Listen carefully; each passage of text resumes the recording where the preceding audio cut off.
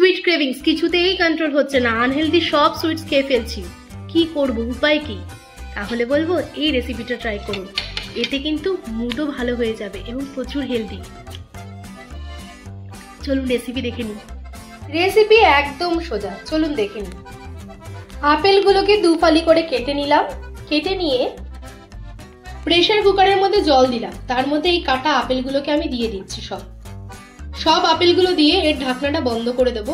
Pressure কুকারে 4টে city পরে এরকম মতো রেখে দেবো যাতে পুরো আপেলটা সিদ্ধ হয়ে যায়।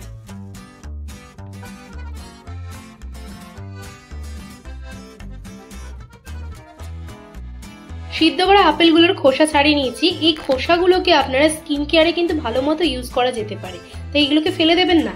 চলুন এবার পরের স্টেপ দেখে নিই।